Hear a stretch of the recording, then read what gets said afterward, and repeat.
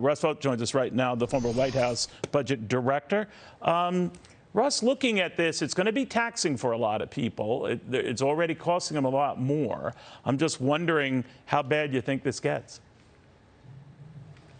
I think it's going to get bad, and I think their policies are at odds with each other. So they're focusing on climate, and they're pushing electrical vehicles, and at the same time, they are doing nothing to highlight the fact that coal and natural gas is disfavored. They're disfavoring it with their policies. Today, they're highlighting the fact that you have a coal manufacturer that's moved in towards creating wind turbines.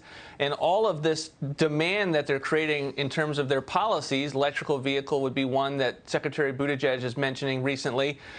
All of that demand needs to come from supply, and that supply is in the midst of a really hot summer. I was in San Antonio last week. I assure you they can't afford to have an electricity crisis right now, and that's being faced across the country. So their policies are at odds with each other. I guess they know it. They just don't want to come to the realization of that fact. You know, Russ, yesterday I had a chance to speak with Amos Hochstein. He's the president's energy advisor, for want of a better description here, and we went back and forth on whether now was the time to be de-emphasizing things like coal, which between coal and natural gas, another administration taboo, power half our utilities or account for half the energy we get from those utilities, and charging up a lot of those electric vehicles they're so fond of. I just want you to react to this. This was from the president's energy advisor yesterday. Take a look.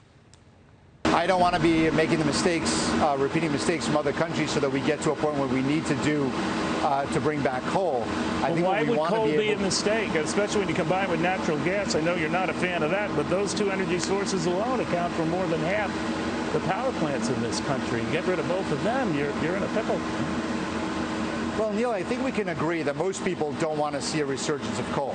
I think as far as natural gas and oil... But they love their electric vehicles, right? And if coal is important to that, natural gas is important to that, they're the energy behind those cool vehicles. Give me 1 minute. I think that we want to see oil and gas grow in the United States at the moment and around the world. We want to counter the shortages that we've had in those fuels and to make sure that the economy can grow. Nobody's disputing that. All right, Russ, my problem with that, and a very amiable guy, don't get me wrong, but he keeps saying, Americans don't want to return to coal. Well, they don't like what they're seeing with their utility bill. They don't like what they're seeing with energy prices in general.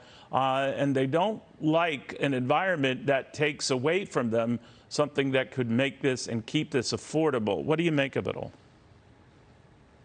Yeah, I think those answers are the type that you give when you are putting ideology first, climate ideology first, and instead of making the hard trade-offs that are necessary to actually be able to ensure that the American people have the energy that it needs.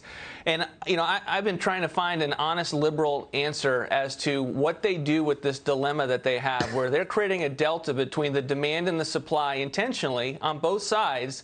And they don't have an answer other than hope that renewable technology gets you all the way. At best, they will say, hey, we need to have some infrastructure in renewables. That's all they'll tell you. And that is kind of an, hey, socialism hasn't truly ever been tried answer. And we know that is going to leave the American people in a very difficult position, a tenuous energy perspective, because they are not going to have the energy that they need to live, and our economy won't have the energy needed to grow. People forget, and then maybe Europe was a reminder where the EU is now warning, residents across the member countries of the European Union to conserve energy to the point of 15% or more. Now, we're talking about natural gas. I get that, but that's ahead of utility bills that could be quite high, and they're trying to avoid that with likely declining supply, especially from Russia. I'm just wondering if we're aware of that in this country, that what's happening there could be here and fast. Yeah, I think they're aware of it. As to whether they've come to grips with is another matter. But this administration official said, no one wants to go back to coal. I'd like to meet that person if they're not a climate extremist. And I also like to meet the person that actually wants to constrict their energy use. I've yet to find them. I've yet to find the person that is excited about having to conserve energy like we did decades ago when I was growing up under the Carter administration. No one wants that. Families tell stories about what that was like, and it's not pretty, and we don't want to return to that. Yeah, I think crazy times, but to sort of abandon something that could keep those bills down for the time being, whatever your clean air efforts, whatever your climate efforts, you don't throw the baby out with the proverbial bathwater here, but we'll watch it closely. Russ, very good seeing you again.